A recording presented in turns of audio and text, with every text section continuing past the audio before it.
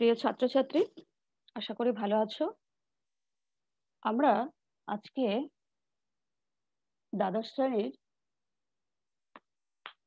Chapter 6 molecular basis of inheritance অর্থাৎ বংশগতের আণবিক ভিত্তি, এই চ্যাপ্টারের ডিএনএ যে একটি জেনেটিক পদার্থ সেই সম্পর্কে কিছু আলোচনা করব। তবে তার আগে বলে রাখি, আমরা হিস্ট্রি অফ ডিএনএ অর্থাৎ তার আগের ডিএনএর কিছু বৈশিষ্ট্য যেগুলো আমরা দেখতে পাচ্ছি স্ক্রিনে, যে হিস্ট্রি অফ ডিএনএ এই সম্পর্কে কিন্তু প্রিভিয়াস ক্লাসে আমি তোমাদের বলেছি। তা সত্ত্বেও আজকে প্রিভিয়াস যে এক্সপেরিমেন্ট থেকে শুরু হয়েছিল সেই এক্সপেরিমেন্ট থেকে আরেকবার তোমাদের বলবো। এই হিস্ট্রি অফ ডিএনএটা আর রিপিট করছি না, আজকে যেটা আমি রিপিট করব সেই এক্সপেরিমেন্টগুলো তোমাদের আরেকবার বলবো। অর্থাৎ এখানে প্রমাণ করতে হবে যে ডিএনএ একটি জেনেটিক পদার্থ, অ্যাজ এ জেনেটিক ম্যাটেরিয়াল। তো তার আগে ডিএনএ এর কিছু হিস্ট্রি এবং তার কিছু চারিত্রিক বৈশিষ্ট্য বা ধর্ম, সেগুলো আমরা আগে আলোচনা করেছি। ফর এক্সাম্পল, যে তারা রেপ্লিকেশন করতে পারে, অর্থাৎ স্বধর্মের কিছু তৈরি করতে পারে, কৃত্রিমভাবে তাদের তৈরি করা সম্ভব, এই ধরনের ব্যাপারগুলো, বা তাদের ক্ষেত্রে মিউটেশন তৈরি করে অর্থাৎ পরিব্যক্তি তাদের মধ্যে দেখা যায়। আজকে আমরা চলে আসবো সেই জন্য এক্সপেরিমেন্টে।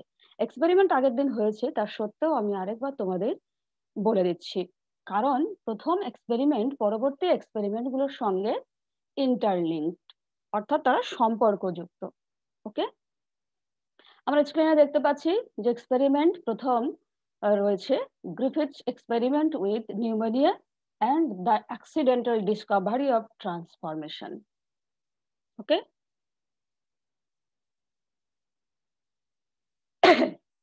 সরি, তার মানে হচ্ছে গ্রিফিথের নিউমোনিয়া নামক একটি রোগ, যেটি ছড়ায় একটি ব্যাকটেরিয়া, তার নাম ডিপ্লোকক্কাস নিউমোনি।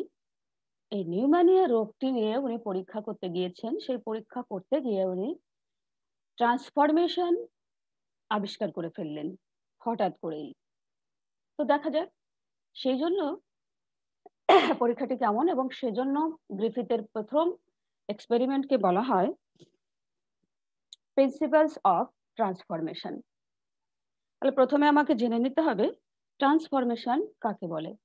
ট্রান্সফরমেশন বা রূপান্তর, যে পদ্ধতিতে মুক্ত ডিএনএ বা তার কিছু অংশ সরাসরি মাধ্যম থেকে ব্যাকটেরিয়ার মধ্যে, অর্থাৎ ব্যাকটেরিয়ার ডিএনএ এর মধ্যে প্রবেশ করে এবং তার চারিত্রিক বৈশিষ্ট্যের পরিবর্তন ঘটায়। একটা ডিএনএ, অর্থাৎ একটা পদার্থের ডিএনএ অন্য পদার্থের মধ্যে যদি পুরোটা প্রবেশ করতে পারে, আবার কিছুটা অংশ প্রবেশ করতে পারে, করে কি করবে, যার মধ্যে প্রবেশ করলো তার চারিত্রিক বৈশিষ্ট্য অর্থাৎ ফেনোটাইপিক চরিত্রকে পরিবর্তন করতে পারে। আর অ্যাকচুয়ালি জিন বা ডিএনএ কিন্তু পারে কোনো অর্গানিজমের চারিত্রিক বৈশিষ্ট্যকে পরিবর্তন করতে। এই যে একটা পদার্থ আরেকটা পদার্থের মধ্যে প্রবেশ করা এবং তার ফলে চারিত্রিক বৈশিষ্ট্যের পরিবর্তন করা, এই ঘটনাকেই বলা হয় ট্রান্সফরমেশন।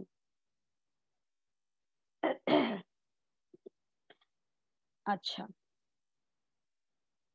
দেখে নিই। Frederick Griffiths was a bacteriologist studying pneumonia. উনি নিউমোনিয়া রোগটি নিয়ে পরীক্ষা নিরীক্ষা করছিলেন। উনি একজন ব্যাকটেরিয়া বিশেষজ্ঞ। He discovered two types of bacteria. তিনি এটা করতে গেলে বা এই পরীক্ষার জন্য তিনি দুই রকমের ব্যাকটেরিয়াকে আবিষ্কার করলেন। First of all, smooth colonies,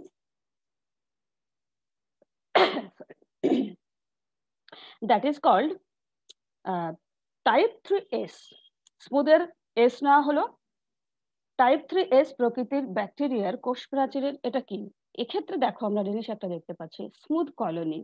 আমরা দেখিনি এখানে যে ব্যাকটেরিয়া এই যে দুটি রয়েছে, এই ব্যাকটেরিয়া দুটি পাশে কিন্তু রয়েছে একটা ক্যাপসুলের আবরণ। আমরা কিন্তু কালারফুল একটা আবরণ দেখতে পাচ্ছি, তাই না? তাহলে এই আবরণটাকে বলা হচ্ছে ক্যাপসুল রয়েছে। একটু বলে নিই যে এই ক্যাপসুলটা থাকার জন্য এরা কিন্তু হোস্টের থেকে, অর্থাৎ যাদের এরা আক্রমণ করে তাদের থেকে এরা বেঁচে যায়। বাট হোস্টের ক্ষতি করে। এই ক্যাপসুল থাকলে কি হয়, হোস্টের দেহে যাদেরকে আক্রমণ করে, আমরা মাউস নিয়ে করব। মাউসকে ধরো ব্যাকটেরিয়া আক্রমণ করতে পারে বা ইঁদুর মারা যেতে পারে নিউমোনিয়া রোগের জন্য। সেক্ষেত্রে যদি এই স্মুথ কলোনিজ থাকে, তাহলে কি হয়, ওরা হোস্টের যে ডিফেন্স মেকানিজম, অর্থাৎ আত্মরক্ষার যে কৌশল, তার থেকে নিজেকে রক্ষা করতে পারে। যে ফ্যাগোসাইটোসিস পদ্ধতিতে আমাদের যেভাবে রোগ জীবাণু ধ্বংস করা হয়, যদি ক্যাপসুল থাকে তাহলে এদেরকে মেরে ফেলা যায় না। তখন এরা কি করে, না হোস্টকে মেরে ফেলার ক্ষমতা রাখে। হোস্টের ডিফেন্স মেকানিজম, আত্মরক্ষার যে কৌশল, তা এদের উপরে কোনো কাজ করে না, ফলে এরা হোস্টকে মেরে ফেলার ক্ষমতা রাখে। তাহলে এটাকে আমরা কি হিসেবে ডিনেট করছি? অ্যাকর্ডিং টু গ্রিফিথ, এটাকে ডিনেট করা হচ্ছে টাইপ 3S। প্রসঙ্গে আরো বলে রাখি, এটাকে বলা হচ্ছে ভিরুলেন্ট। সেই সমস্ত সাবস্টেন্সেস গুলোকে ভিরুলেন্ট বলা হবে যারা কিন্তু রোগটা আদৌ ছড়ায়, অর্থাৎ হোস্টের ক্ষতি করে, বাট তারা নিজেরা বেঁচে যায় এই ক্যাপসুলটা, পলিস্যাকারাইড ক্যাপসুলটা থাকার জন্য। তাহলে এটাকে, এই স্ট্রেনটাকে আমরা কি বলছি, ভিরুলেন্ট স্ট্রেন, যেটাকে আমরা ডিনোট করছি টাইপ 3S। আই হোপ এটা তোমাদের কাছে অবশ্যই ক্লিয়ার হয়েছে। নেক্সট চলো, সরি, আর নেক্সট দেখো রাফ কলোনি। এক্ষেত্রে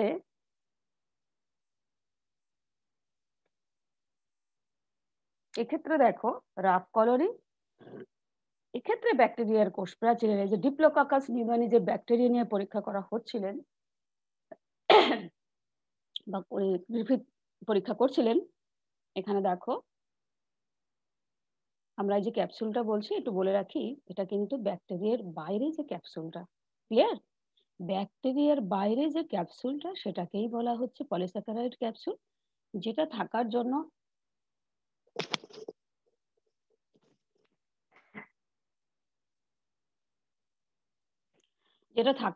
সে হোস্টের থেকে বেঁচে যাচ্ছে, তাই জন্য তাকে স্মুথ কলোনি বলা হচ্ছে। এখানে রাফ কলোনি মানে হচ্ছে এখানে যে কলোনির ব্যাকটেরিয়া গুলো রয়েছে, সেই ব্যাকটেরিয়া গুলোর বাইরে কোনো ক্যাপসুল আবরণ নেই। না থাকার জন্য এই ব্যাকটেরিয়া গুলো কিন্তু যদি আক্রমণ করে ইঁদুরকে, অর্থাৎ হোস্টকে, তখন কিন্তু হোস্টের কোনো ক্ষতি হবে না। এদের নেই বলে এদেরকে, এই ব্যাকটেরিয়া কলোনিগুলিকে বলা হচ্ছে রাফ কলোনি।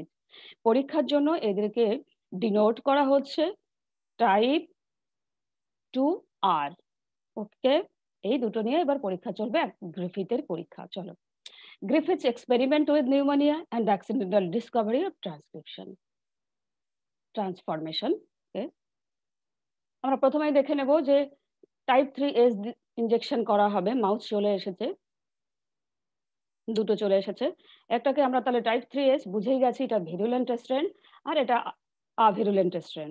এবারে দুটো থেকে ব্যাকটেরিয়ার এক্সট্রাক্ট নিয়ে ইনজেকশন করা হলো। দেখা যাক, টাইপ 3S যেহেতু ভিরুলেন্ট, তাহলে কিন্তু দুটি মারা গেল, হোস্ট মারা গেল স্বাভাবিক, কারণ এটা ছিল ভিরুলেন্ট। ওকে, এর রাফ টাইপ 2R, সেই জন্য এ কিন্তু মারা গেল না। আমরা দেখে নিলাম কিন্তু রাফটা কিন্তু হোস্টকে মারতে পারলো না। চলো নেক্সট দেখে নিই কি আছে। লেটস সি, এখানে when heat was applied to the deadly smooth type, deadly কথাটা মানে হচ্ছে স্মুথ টাইপ, তারা কিন্তু ফ্যাটাল, তারা কিন্তু হোস্টকে মেরে ফেলতে সক্ষম, এই জন্য তাকে ডেডলি বলা হচ্ছে।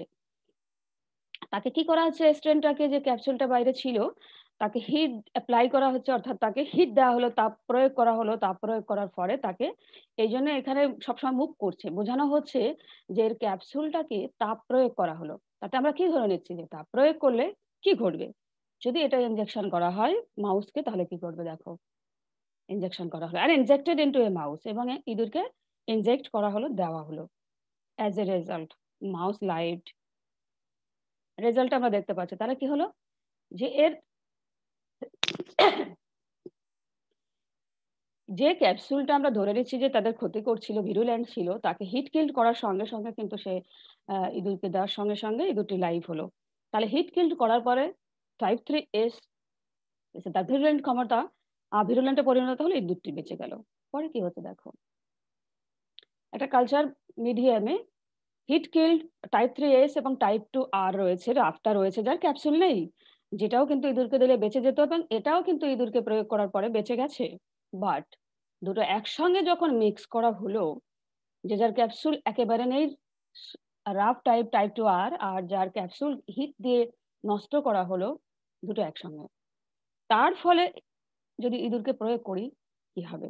Griffith injected the heat kill type অর্থাৎ টাইপ 3S কে হিট কিল করার পর এবং the non deadly rough type of bacteria অর্থাৎ টাইপ 2 ব্যাকটেরিয়া যেটা নন ডেডলি অলরেডি প্রথম থেকেই টাইপ 2R মাউসকে প্রয়োগ করলে কিন্তু সে মাউস মারা যায় না।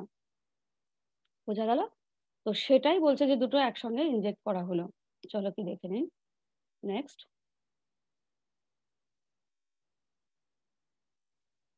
নেক্সট আমরা দেখতে পাচ্ছি মাউসটি মারা গেছে। তাহলে এখানে কিন্তু দুটি নন ভেরুলেন্ট ছিল, বাট মাউসটি কিন্তু মারা গেল। তাহলে কি ধরে নিচ্ছি আমরা দেখো।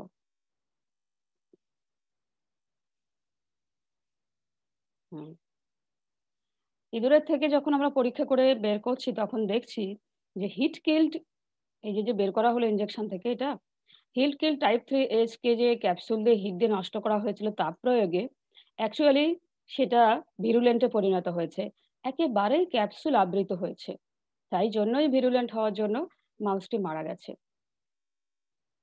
Griffith injected the heat killed type আমরা পড়েছি দ্য ব্যাকটেরিয়া ট্রান্সফর্ম। তাহলে কি ধরে নেওয়া হচ্ছে যে ব্যাকটেরিয়া এই কারণেই মারা গেল, শুধু হিট কিল দেওয়াতে এই দুধটি বেঁচে গেছিল, রাত টাইপ 2R দেওয়াতে বেঁচে গেছিল, সেটা তো নন ডেডলি বেঁচে যাওয়ারই কথা। বাট দুটো একসঙ্গে যখন দেওয়া হলো তখন কিন্তু এই দুটি মারা গেল। তার মানে হচ্ছে ধরে নেওয়া হচ্ছে আমরা যে কিছু না কিছু সাবস্টেন্সেস অর্থাৎ কোনো সাবস্টেন্সেস কোনোভাবে টাইপ 2R এ পরিণত হয়েছে এবং টাইপ 2R আলটিমেটলি ভিরুলেন্ট স্ট্রেনে পরিণত হয়েছে, যার জন্য এই দুটি মারা গেছে। কিন্তু সাবস্টেন্সের নাম যে ডিএনএ সেটা পরবর্তী পরীক্ষায় আমরা জানতে পারবো। তবে এখানে কি হয়েছে, এখানে হিট কিল অর্থাৎ তাপ প্রয়োগ করার পর যে হিট টাইপ 3S ছিল সেখান থেকে কিছু সাবস্টেন্স বা পদার্থ অবশ্যই ভিরুলেন্ট আকারে ধারণ করেছে, তাই না? কারণ আমরা জানি ভিরুলেন্ট হওয়ার জন্যই কিন্তু এই দুটি মারা গেছে। দেখো, সুতরাং এটা পরীক্ষা হলো যে হ্যাঁ ট্রান্সফরমেশন অবশ্যই ঘটেছে, কোনো না কোনো পদার্থ আভিরুলেন্ট অ্যাকচুয়ালি এখানে দেখা যাচ্ছে যে এখানে আভিরুলেন্ট স্ট্রেন অবশ্যই ভিরুলেন্ট স্ট্রেনে পরিণত হয়েছে। আর যখনই ভিরুলেন্ট স্ট্রেনে পরিণত হবে তখনই সেটা ফ্যাটাল হবে, ডেডলি হবে, অর্থাৎ সে হোস্টকে মেরে ফেলার ক্ষমতা রাখবে। সুতরাং এখানে ট্রান্সফরমেশন হয়েছে। Now, Griffith's experiment did not prove that DNA was responsible for the transformation. গ্রিফিথের পরীক্ষা থেকে কিন্তু আমরা বুঝেছি যে ট্রান্সফরমেশন কিছু পদার্থের হয়েছে, কিন্তু সেই ট্রান্সফরমেশনকারী যে পদার্থ সেটাই যে ডিএনএ সেটা কিন্তু আমরা প্রুভ করতে পারিনি, অর্থাৎ ডিএনএ নামটা দেওয়া হয়নি। How would we design an experiment to prove that DNA was responsible for transformation? তাহলে আমরা কিভাবে একটা পরীক্ষার মাধ্যমে প্রুভ করব যে এই যে ট্রান্সফরমেশন হয়েছে সেটার জন্য ডিএনএ দায়ী? নেক্সট পরীক্ষা আমাদের সে কথা বলে দেবে। তাহলে গ্রিফিথের পরীক্ষা থেকে আমরা জানলাম যে কিছু সাবস্টেন্সেস আভিরুলেন্ট সাবস্টেন্সেস বা স্ট্রেন ভিরুলেন্ট স্ট্রেনে পরিণত হয়েছে, অর্থাৎ ট্রান্সফরমেশন ঘটেছে। But DNA is Aja DNA responsible for transformation সেটা আমরা ক্লিয়ার নই। নেক্সট পরীক্ষা আমাদের সেটাই বলে দেবে। দেখো সেই পরীক্ষাটি এভেরি ম্যাকলয়ের ম্যাককার্টি তারা কি করলেন, তারা added the non deadly type of rough type অর্থাৎ type 2R bacteria to the heat kill, দুটো মিক্স করে আলাদা আলাদা টেস্ট টিউবে রেখে দেওয়া হলো। এখানে আমরা বলে রাখি যে কিছু এনজাইম দেওয়া হবে, এই পাত্রে অনেক কিছু রাখা হবে। এই টাইপ 3 টাইপ R2 রাখা হচ্ছে, অর্থাৎ R2 এবং টাইপ 3 টাইপ 2R এবং টাইপ 3R প্রত্যেককে মিক্স করে এর মধ্যে দেওয়া হলো। এছাড়াও এখানে আরো কিছু সাবস্টেন্সেস দেওয়া হবে, কিছু কিছু টেস্ট টিউবে দেওয়া হবে কিছু এনজাইম।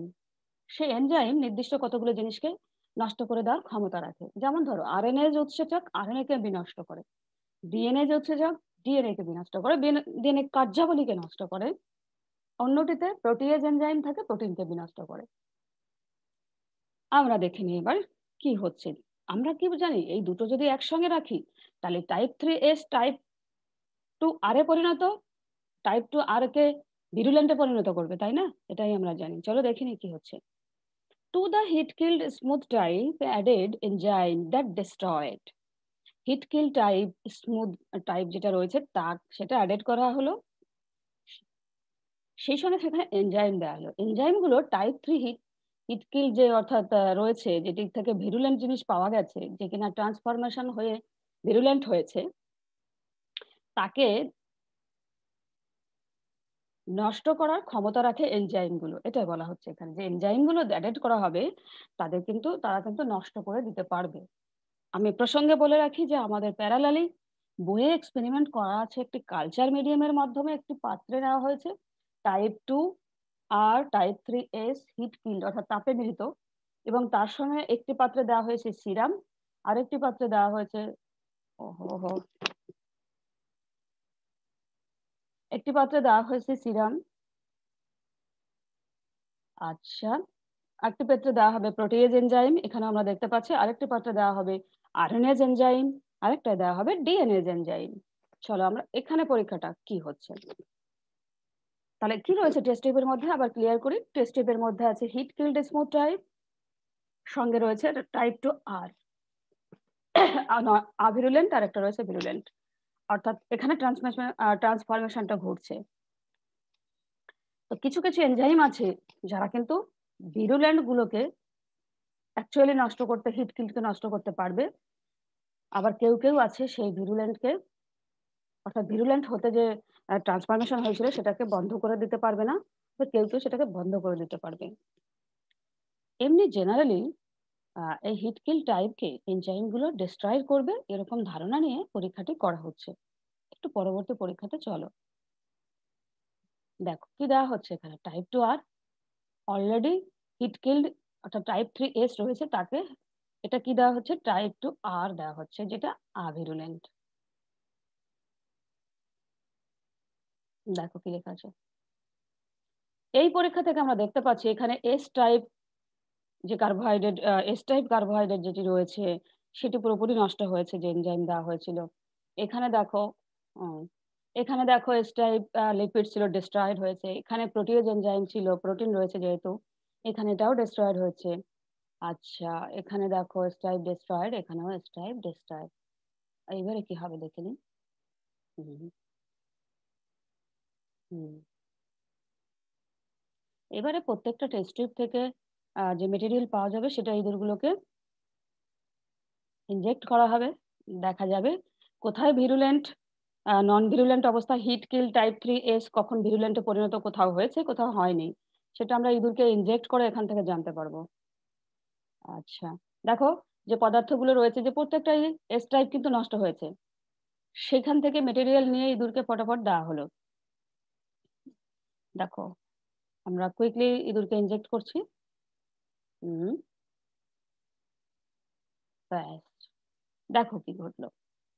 আমরা দেখতে পাচ্ছি যে যেখানে যেখানে এস টাইপ এনজাইম গুলো ওখানে বলা আছে হিট কিলকে নষ্ট করবে এস টাইপকে, তো এখানে যে এস টাইপ ছিল, যে ট্রান্সফরমেশন হয়েছিল যে টাইপ 3S থেকে টাইপ 2R এ পরিণত হবে, তো কিছু কিছু জায়গায় সেখানে কিন্তু যে এস টাইপ রয়েছে তাদের কিন্তু ভিরুলেন্টে পরিণত অলরেডি হয়ে গেছে। তাই জন্য এখানে ইঁদুরকে দেওয়ার সঙ্গে সঙ্গে তবুও মারা গেছে। যতই তারা এনজাইম গুলো ডিস্ট্রয়েড করুক এখানে কিন্তু ট্রান্সফরমেশনটা অলরেডি হয়ে গেছে, আর হয়ে গেছে বলেই ইঁদুরকে ইনজেক্ট করার সঙ্গে সঙ্গে মাউসটি মারা গেল। বাট ইন দিস কেস যেখানে এস টাইপ ডিএনএ রয়েছে সেখানে কিন্তু আমরা দেখতে পাচ্ছি যে মাউসটি বেঁচে রইল।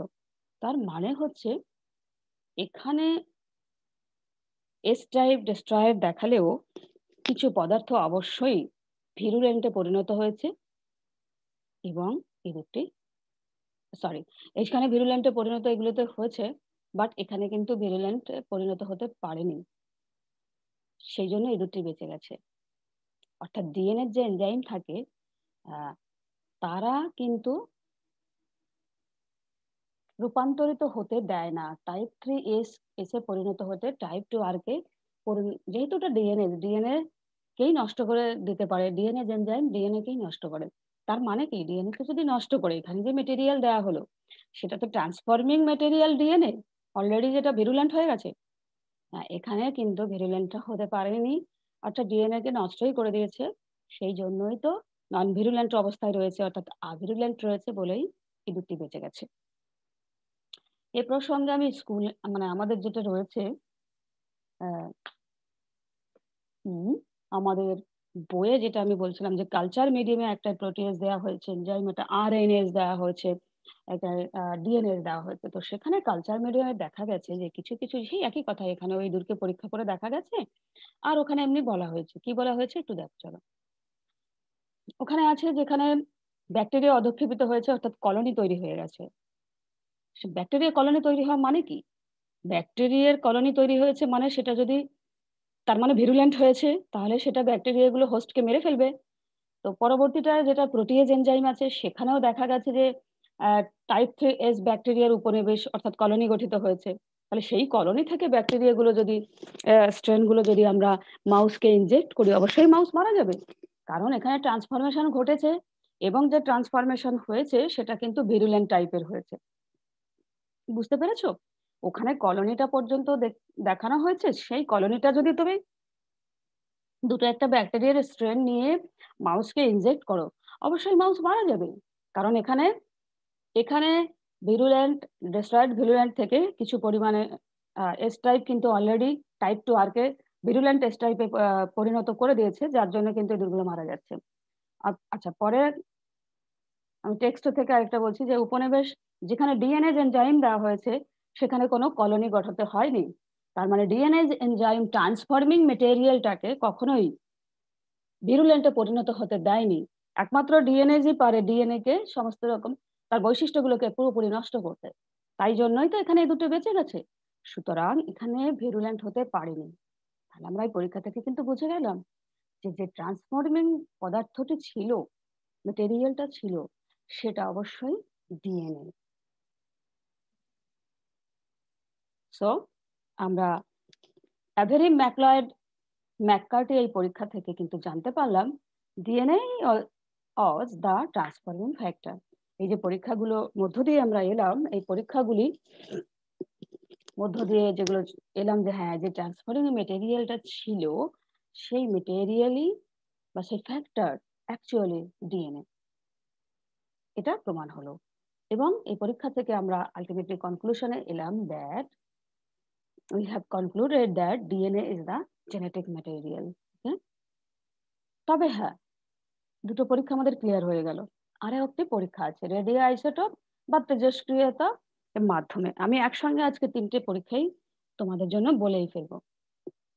ওকে, তিনটে পরীক্ষা একে অপরের সঙ্গে সম্পর্কযুক্ত, তাই আমরা তিনটে বলবো আর তোমরা অবশ্যই ভিডিও কষ্ট করে শুনবে আর কি। ওকে, ও না, পরের পরীক্ষাটি হচ্ছে হার্শে এবং চেজ এক্সপেরিমেন্ট। আলফ্রেড হার্শে এবং Martha Chase worked with the bacteriophage bacteria. Bacteriophage is a virus. Bacteriophage virus নিয়ে ওনারা একটি কাজ করলেন। এখানে আমরা দেখতে পাচ্ছি এই যে দিস ইজ ব্যাকটেরিওফাজ অর্থাৎ এটি যে ভাইরাস, এটি একটি ভাইরাস।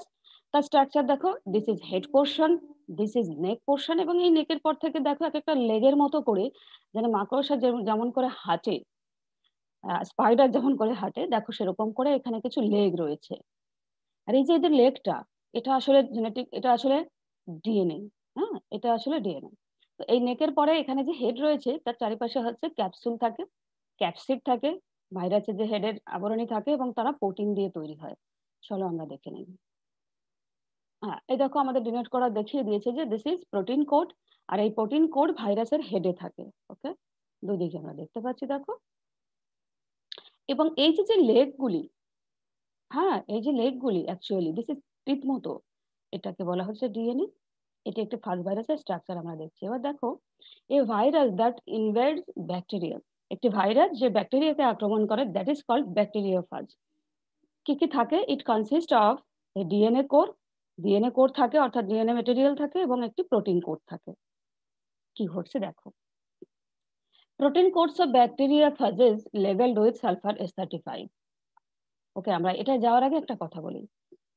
এই পরীক্ষাটি যেমন গ্রিফিথের পরীক্ষা ছিল ট্রান্সফরমেশন, প্রিন্সিপালস অফ ট্রান্সফরমেশন, অর্থাৎ ট্রান্সফরমেশন ঘটছে সেটা আমরা দেখেছি। ট্রান্সফরমেশনের মাধ্যমে ডিএনএ যে জেনেটিক ম্যাটেরিয়াল সেটা আমরা পরবর্তী পরীক্ষায় প্রমাণ পেয়েছি। এখানে আমি একটা কথা বলে নেব যে হার্শের পরীক্ষায় ওটা যেমন ট্রান্সফরমেশন ছিল, এখানকার পরীক্ষাটি বেস্ট রয়েছে, অর্থাৎ ভিত্তি করে যার উপরে হয়েছে সেই প্রিন্সিপালসটা হচ্ছে ট্রান্সডাকশন প্রক্রিয়া। ট্রান্সফরমেশন এবং ট্রান্সডাকশন, এই ট্রান্সডাকশন প্রক্রিয়া ভাইরাসের যে আক্রমণ হয় কোনো হোস্টের উপরে, খুবই ওদের এটা দেখা যায় ওদের লাইফ সাইকেলের মধ্যে একটা অন্যতম পার্ট হচ্ছে ট্রান্সডাকশন। তাহলে আমাদের আগে জেনে নিই যে ট্রান্সডাকশন কাকে বলা হয়। যে প্রক্রিয়ায় একটি ব্যাকটেরিয়ার পুরো জেনেটিক বস্তু ফাজ ভাইরাস বাহকের মাধ্যমে অপর একটি ব্যাকটেরিয়াতে পুরোপুরি স্থানান্তরিত হয়, তাকে বলা হয় ট্রান্সডাকশন। আমি আরেকবার বলছি। ধরো একটি ফাজ ভাইরাস, আমরা যদিও এক্সপেরিমেন্টের মধ্য দিয়ে সেটা জানবো, আমি এক্সপেরিমেন্ট দেখিয়ে বলি। চলো এখানে দেখো। দেখো এখানে বলছে প্রোটিন কোড রয়েছে, ব্যাকটেরিয়া ফাজে লেবেল করা হচ্ছে। আমি লেবেলটা পরে বলে এখানে একটা কথা আমি বলে নিই ট্রান্সডাকশনকে বোঝানোর জন্য। ওকে, এখানে কি হচ্ছে বলতো, এর যে জেনেটিক মেটেরিয়াল আছে সেই জেনেটিক মেটেরিয়ালটা না ব্যাকটেরিয়ার মেটেরিয়ালের সঙ্গে পুরোপুরি নিজের মেটেরিয়াল তাকে ব্যাকটেরিয়াল মেটেরিয়ালের মধ্যে পুরোপুরি প্রবেশ করে ব্যাকটেরিয়ার পুরো ডিএনএটাকে নিজের মতো করে নিজের ডিএনএ তৈরি করে নেয়।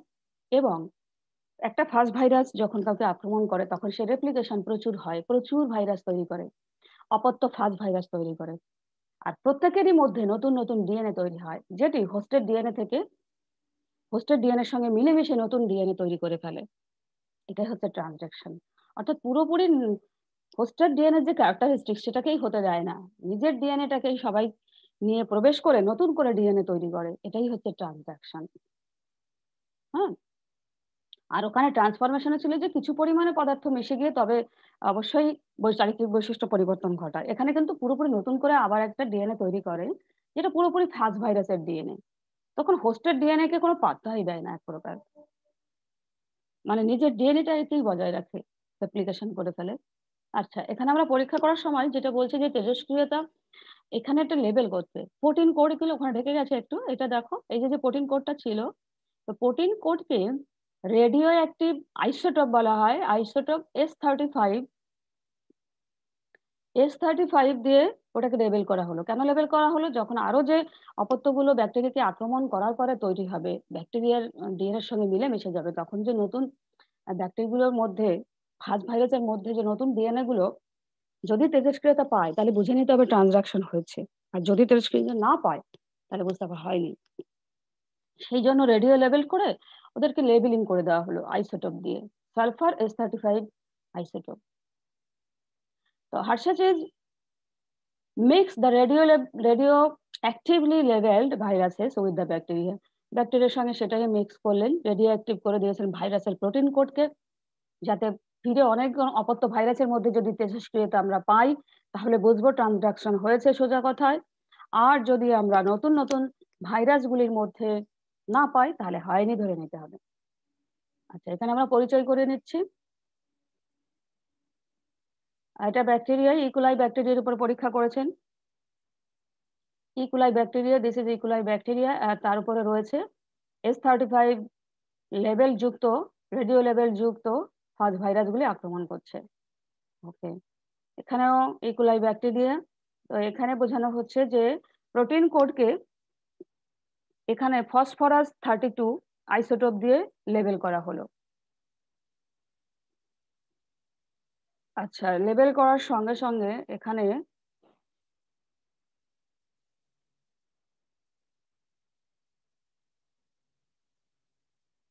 ফার্স্ট ডিএনএর মধ্যে এটা কিন্তু ফার্স্ট ডিএনএর মধ্যে এর যে রেডিও লেভেলড প্রোটিন কোড রয়েছে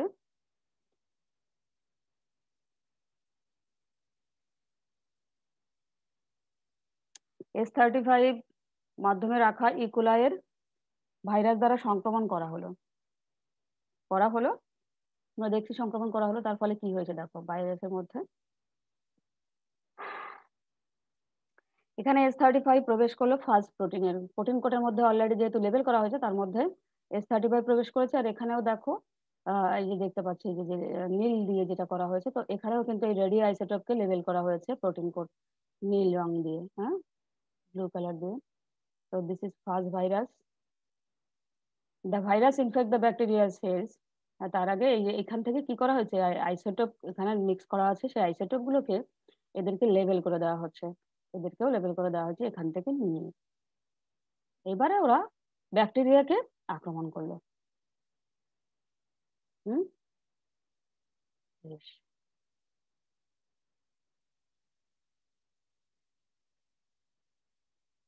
চলো কি হচ্ছে দেখে নিই। এইবার এই যে প্রোটিন মোড়ক ছিল, যে মানে প্রোটিনের মধ্যেই তো আমরা লেবেলটা করেছি, এখানে ব্লেন্ডারের মধ্যে প্রোটিনের মোড়ক গুলোকে আলাদা করে নেওয়া হয়েছে। এই যে হচ্ছে প্রোটিন মোড়ক, এগুলোকে আলাদা করে নেওয়া হয়েছে। এর প্রোটিন মোড়কটাও আলাদা করে নেওয়া হয়েছে, প্রোটিন আবরণ আর কি, এর ক্ষেত্রেও ব্লেন্ডারের মধ্যে আলাদা করে নেওয়া হয়েছে। নেওয়ার ফলে এবার সেন্ট্রিফিউজ করা হবে। সেন্ট্রিফিউজ করলে কি হবে জানো তো, যে এর মধ্যে যে আক্রান্ত ব্যাকটেরিয়া গুলো রয়েছে কারোর ক্ষেত্রে সেটা অধঃক্ষেপিত হবে, আবার সেন্ট্রিফিউশন, এবং সেটাতে আমরা তেজস্ক্রিয়তা পেয়েছি কিনা সেটা দেখতে পাবো। দেখো কি লেখা আছে, separated the virus from the bacteria.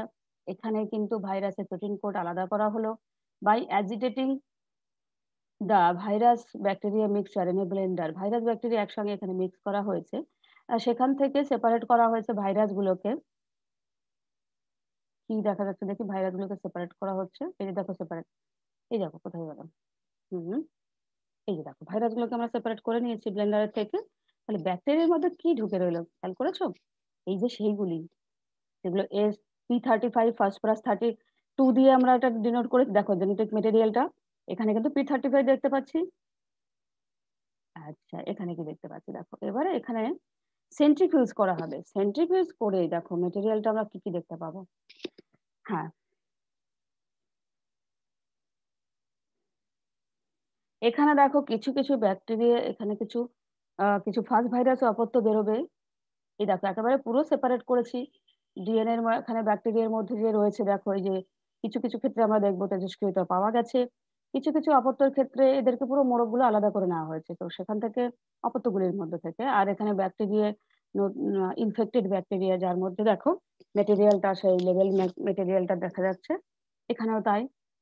P35 phosphorus 35 bacteria first যেটা করেছিলাম, তো জেনেটিক মেটেরিয়ালের মধ্যে ব্লু রং চলে এসেছে, অর্থাৎ সেন্ট্রিফিউজ টিউবের তলায় এখানে দেখা যাচ্ছে যে এই যে তো নিচে জমে আছে কি, আবারও বলছি, ভাইরাস গুলোকে আলাদা করা হয়েছে। এবং এখানে সেন্ট্রিফিউজ এমন একটা জিনিস, একটা একটা ইনস্ট্রুমেন্ট, যেখানে লিকুইড গুলো উপরের দিকে থাকে, অভিকেন্দ্রিক বলের দ্বারা লিকুইড গুলি উপরে চলে আসে এবং তার মধ্যে থাকা কোনো সাবস্টান্সেস তারা নিচের মধ্যে একদম নিচের দিকে তারা আহ, জমে যায়, নিচের দিকে সেডিমেন্টেড হয়ে যায়, অর্থাৎ অধঃক্ষেপ হয়ে যায়। তো এখানে যখন সেন্ট্রিফিউজ করা হয়েছে তখন ব্যাকটেরিয়া গুলোকে সেপারেট করা হয়েছে, এবং নিচে দেখো রয়েছে এখানে সেডিমেন্টেড হয়ে রয়েছে ব্যাকটেরিয়া, সেগুলোকে সেপারেট করা হলো। দ্বিতীয় পরীক্ষায় যেখানে আমরা ডিএনএ প্রোটিন কোডকে P35 দিয়ে ফসফরাস 32 দিয়ে আমরা ডিনোট করেছিলাম রেডিও লেভেলড আইসোটোপ, তো সেখানেও আমরা ভাইরাসকে সেপারেট করলাম, এবং এখানেও আমরা দেখতে পাচ্ছি ব্যাকটেরিয়া গুলো রয়েছে, তো ব্যাকটেরিয়া গুলোকেও সব সেপারেট করে নিয়েছি আমরা। ফলে এবার দেখবো, যখন নীল রঙের গুলো দিয়ে বোঝানো হচ্ছে যে ইনফেক্টেড ব্যাকটেরিয়া গুলোর মধ্যে তেজস্ক্রিয়তা পাওয়া গেছে, এখানেও পাওয়া গেছে, হ্যাঁ, তেজস্ক্রিয়তা। কেন বলতো, ভাইরাস গুলো তো এদেরকে আক্রমণ করেছে না, তাই জেনেটিক মেটেরিয়ালটাকে চেঞ্জ করে দিয়েছে। তাহলে অপত্য ভাইরাস তেজস্ক্রিয় ছিল, অর্থাৎ ডিএনএ পরবর্তী জেনারেশনে অবশ্যই প্রবেশ করেছে। এবং এখানে যে অপত্য ডিএনএ গুলোকে আমরা সেপারেট তার মধ্যে ছিল বলেই তো তার থেকে আমরা ডিএনএটাকে আলাদা করেছি কিন্তু। হুম, তাহলে এখানে কোনো কিছু কিছু ব্যাকটেরিয়ার ক্ষেত্রে ফাজ ভাইরাসের ক্ষেত্রে আমরা দেখবো যে তেজস্ক্রিয়তা পাওয়া যায়নি। যেখানে তেজস্ক্রিয়তা পাওয়া যায়নি অর্থাৎ সেখানে প্রোটিন কিন্তু পরবর্তী যে জনুতে সঞ্চারিত হয়নি। আর যেখানে হয়েছে, অবশ্যই হয়েছে যেখানে, সেখানে কিন্তু ধরে নেব আমরা হুম, যে সেখানে অবশ্যই ট্রান্সডাকশন ঘটেছে। রেডিও লেভেল দিয়ে আমরা সেটা প্রমাণ পেলাম। প্রোটিন কোট অফ ব্যাকটেরিয়াফাজ লেভেল উইথ সালফার 35 ছিল একটা। এবার দেখো আমরা ওই কথাগুলি আরেকবার এখানে পড়বো যে centrifuged the mixture so that the bacteria would form a pellet at the bottom of the, যখন সেন্ট্রিফিউজ করবে পিলেটের মতো একটা পিলেট ক্যাপসুল টাইপের, ক্যাপসুলকে একটু চ্যাপ্টা করে দিলে যেমন হয় ওরকম ছোট ছোট ট্যাবলেটের মতো পাতলা ওরকম হয়ে নিচের দিকে সেডিমেন্টেড হয়ে জমে আছে। আমরা এবার মেজার্ড করব the radio activity in the pellet. ওই তো সে ব্যাকটেরিয়ার মধ্যে অ্যান্ড দ্য লিকুইড, অর্থাৎ লিকুইডের মধ্যে যেখানে ফাজ ভাইরাসগুলি রয়েছে সেখানে আমরা পরীক্ষা করব তেজস্ক্রিয়তা, রেডিও অ্যাক্টিভিটি মানে তেজস্ক্রিয়তা। সেই তেজস্ক্রিয়তা ব্যাকটেরিয়ার মধ্যে আছে কি নেই সেটা আমরা পরীক্ষা করব। পরীক্ষা করে দেখতে পাবো যে তেজস্ক্রিয়তা যদি পাওয়া যায় তাহলে অবশ্যই ট্রান্সডাকশন হয়েছে, কারণ আমরা প্রোটিন কোডকে রেডিও লেভেল করেছিলাম, যেটা পরবর্তীকালে যদি যায় তাহলে ট্রান্সডাকশন হবে। তাহলে আমরা দেখলাম এখানে ট্রান্সডাকশন হয়েছে এবং এই পরীক্ষা থেকেও আমরা কিন্তু প্রমাণ পাচ্ছি যে DNA is a genetical material. অর্থাৎ প্রোটিনের গঠনে সালফারের উপস্থিতি দেখা যায়, কিন্তু এতে ফসফরাস থাকে না। আবার ডিএনএ গঠনে যখন ফসফরাস থাকে তখন সালফার থাকে না। এছাড়া কিন্তু হার্টসে পরীক্ষা করেছেন যে ইকুলাই আক্রমণ করে T2 ফাজ ভাইরাস, অর্থাৎ যে ভাইরাসটা এখানে আক্রমণ করেছে, ফাজের দেহ গঠনে 50% প্রোটিন থাকে, বাকি 50% কিন্তু ডিএনএ থাকে। এই ভাইরাস কিন্তু একটি রেখাকার। যাই হোক, পরীক্ষার মধ্যে আমরা আর কি কি জানতে পেরেছি একটু দেখে নিই। আমরা আসবো না। পরীক্ষা থেকে আরো জানতে পারি যে ভাইরাস ডিএনএ কে তেজস্ক্রিয় দিয়ে আমরা যে চিহ্নিত করেছি, আর একটা S35 দিয়ে চিহ্নিত করেছি, আর একটা P32 দিয়ে করেছি। তাহলে এরপরে আমরা আবারও দেখিনি যে কি ইকুলাই কোষ ও ভাইরাসগুলিকে আলাদা করে নিলাম। তেজস্ক্রিয়তা ইকুলাইয়ের মধ্যে প্রবেশ করবে, এটাই তো ট্রান্সডাকশন। উভয় প্রকার সংক্রমণের ক্ষেত্রে কিন্তু আমরা জানি যে অপত্য টিটু ফাজও উৎপন্ন হয়েছিল, অর্থাৎ তার মানে কি নতুন নতুন ফাজ ভাইরাস উৎপন্ন হয়েছিল। এটা তো আমরা বলেছি যে ট্রান্সডাকশন প্রক্রিয়ায় ভাইরাস রেপ্লিকেশন করে তার অপত্য ফাজ ভাইরাসগুলো তৈরি করে। সুতরাং এই এক্সপেরিমেন্ট থেকে আমরা we have concluded that আমরা কনক্লুশনে সিদ্ধান্তে আসতে পারি যে টি2 ফাজ ভাইরাস ইকোলাইকে আক্রমণ করার সময় তার ডিএনএটি ব্যাকটেরিয়া মধ্যে প্রবেশ করিয়ে দিয়েছে, আর তার থেকেই প্রোটিন খোলক সহ অপত্য ভাইরাস তৈরি হয়, তাই না? সেটাই তো হলো। সে যখন আক্রমণ করেছে সে তখন ব্যাকটেরিয়ার মধ্যে তার যে প্রোটিন কোট 50% প্রোটিন এবং 50% ডিএনএ থাকে, তার যে তেজস্ক্রিয়তা ডিএনএটি আক্রমণের সময় তার পুরো ডিএনএটি ব্যাকটেরিয়ার মধ্যে প্রবেশ করে দিয়েছে আর তার থেকেই প্রোটিন খোলক সহ, এবং সেই ডিএনএ থেকেই আরেকটা নতুন খোলক সহ কিন্তু নতুন করে এক একটা করে ফাজ ভাইরাস তৈরি হয়। এটাই ট্রান্সডাকশন পদ্ধতি। আমরা পরবর্তীকালে দেখব যে ভাইরাসের লাইফ সাইকেলের ক্ষেত্রে ট্রান্সডাকশন পদ্ধতিটা কিন্তু আছে। সুতরাং এই পরীক্ষা থেকেও প্রমাণ পেলাম যে ট্রান্সডাকশন তেজস্ক্রিয়তা পাওয়া গেছে, অর্থাৎ ভাইরাস তার ডিএনএ কে ব্যাকটেরিয়ার ডিএনএ মধ্যে প্রবেশ করেছে এবং সেখানে কিন্তু সেই নতুন ডিএনএ গুলির মধ্যে তেজস্ক্রিয়তা পাওয়া গেছে। তো তেজস্ক্রিয়তা পাওয়া গেছে তার মানে ট্রান্সডাকশন হয়েছে। আর অবশ্যই ডিএনএ সেটা করতে পারে, নতুন জেনেটিক ম্যাটেরিয়ালকে চেঞ্জ করে নিজের ডিএনএ অর্থাৎ ফাজ ভাইরাসের ডিএনএ তৈরি করতে। এবং যখনই ডিএনএটা তৈরি হয় সেখান থেকে কিন্তু আবার একটা প্রোটিন কোড তৈরি হয়, নেক পোর্শন তৈরি হয় এবং নিচের দিকে ডিএনএ যে লেগগুলি আমরা দেখেছিলাম সেটা তৈরি হয়। তাহলে ফাজ ভাইরাসগুলি যেগুলো আমরা কি করেছি সেন্ট্রিফিউজ করে, এখানে দেখো সেন্ট্রিফিউজ করে ফাজ ভাইরাস থেকে ভাইরাসগুলোকে আলাদা করেছি আর ডিএনএ গুলোকে আলাদা করেছে, ইনফেক্টেড ডিএনএ। যেখানে যে ডিএনএ গুলোর মধ্যে তেজস্ক্রিয়তা পাওয়া যাবে সেগুলি হচ্ছে অবশ্যই ফাজ ভাইরাসের নতুন রয়েছে, নতুন নতুন ফাজ ভাইরাস একটা কথা বলি, এই যে যেগুলো দেখা গেছে না, আবারও বলছি, এই যে মেটেরিয়াল গুলো দেখা যাচ্ছে, অ্যাকচুয়ালি কিন্তু এই ব্যাকটেরিয়া, এগুলো কিন্তু সংক্রামিত ব্যাকটেরিয়া, ইনফেক্টেড ব্যাকটেরিয়া। কার দ্বারা ইনফেক্টেড? নতুন, নতুন অনেকগুলো যে ভাইরাস তৈরি হয়েছে তার দ্বারা। দেখানো হচ্ছে যে এই যে নীল রঙের যে রেডিও অ্যাক্টিভ সাবস্ট্যান্স, তার যে সক্রিয়তা দেখা যাচ্ছে, তার মানে এখানে প্রচুর ভাইরাস রয়েছে। যার মধ্যে ডিএনএ জেনেটিক ম্যাটেরিয়াল তো মিশে গেছে আমরা বলেছি, এবং নতুন করে তাদের ফাজের নতুন ডিএনএ তৈরি হয়েছে, যার মধ্যে পুরোপুরি P35 রেডিও অ্যাক্টিভ আইসোটোপ দেখা যাচ্ছে, অর্থাৎ তেজস্ক্রিয়তা হয়েছে। এখানেও তাই। অর্থাৎ ব্যাকটেরিয়াগুলো, একটা ভাইরাস যখন কোনো ব্যাকটেরিয়া বা হোস্টকে আক্রমণ করে, তখন সে ট্রান্সডাকশন পদ্ধতিতে প্রচুর ভাইরাস তৈরি করে রেপ্লিকেশনের মাধ্যমে, এবং হোস্টের ডিএনএ কে পুরোপুরি প্রায় নিজের আয়ত্তে করে নিয়ে চলে এসে নতুন করে ডিএনএ ম্যাটেরিয়াল তৈরি করে, এবং যা যা স্ট্রাকচার ছিল ভাইরাসটির, আবার নতুন করে সেটা তৈরি হয়, হয়ে হোস্টের থেকে বেরিয়ে যায়। এটাই হচ্ছে একটা অন্যতম লাইফ সাইকেলের বৈশিষ্ট্য হচ্ছে ভাইরাসের। এখানে যে ইনফেকশন দেখানো হচ্ছে যে এরা ইনফেক্টেড ব্যাকটেরিয়া, নীল রং দেখানো হয়েছে, তার মানে কি রেডিও আইসোটোপ এর মধ্যে অলরেডি প্রেজেন্ট। এখানে প্রচুর ভাইরাস রয়েছে, যে ভাইরাসগুলির মধ্যে তেজস্ক্রিয়তা পাওয়া গেছে। যেগুলি পাওয়া যায়নি সেখানে ট্রান্সডাকশন হয়নি। আচ্ছা, ওকে। কিছু, কিছু ভাইরাস রয়েছে এখানে কিন্তু, যেগুলো এই যে বেরিয়ে গেছে অপত্যগুলি, তাদের ক্ষেত্রে তেজস্ক্রিয়তা পাওয়া যায়নি তাদের ডিএনএ গুলোর মধ্যে। কিন্তু ব্যাকটেরিয়া কিছুর মধ্যে কিন্তু তেজস্ক্রিয়তা পাওয়া গেছে। কিছু, কিছু ক্ষেত্রে পাওয়া গেছে, কিছু, কিছু ক্ষেত্রে পাওয়া যায়নি। যেমন ধরো S35 এগুলোর ক্ষেত্রে পাওয়া যায়নি।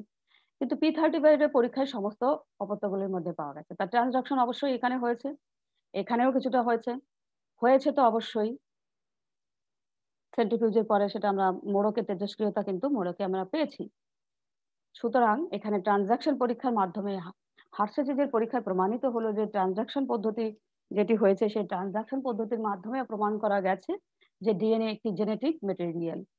সুতরাং তোমরা এই ৩ টি পরীক্ষায় আগেও বলেছি, গ্রিফিথের পরীক্ষা, ম্যাকলয়েড ম্যাককার্টি অ্যাভারির পরীক্ষা, এবং হার্শেজিজের ইকোলাই ব্যাকটেরিয়াকে ভাইরাসের আক্রমণ, অর্থাৎ রেডিও আইসোটোপ ব্যবহার করে যে পরীক্ষাটি করা হয়েছে। আর দ্বিতীয় পরীক্ষা ম্যাকলয়েড ম্যাককার্টির পরীক্ষা, এনজাইম প্রয়োগ করে করা হয়েছে। গ্রিফিথের পরীক্ষায় ট্রান্সফরমেশন দেখানো হয়েছে। ৩ টে পরীক্ষা আলাদা, আলাদা করে সুন্দরভাবে ছবি আঁকার মাধ্যমে, ১ম পরীক্ষায় গ্রিফিথের হয়তো ইঁদুর শব্দটা লিখবে, ইঁদুর আর আঁকতে হবে না।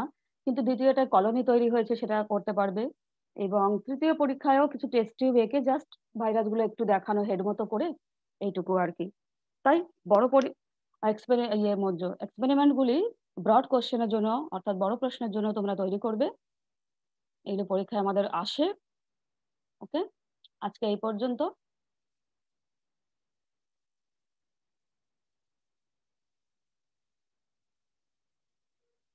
তোমরা ভালো থেকো।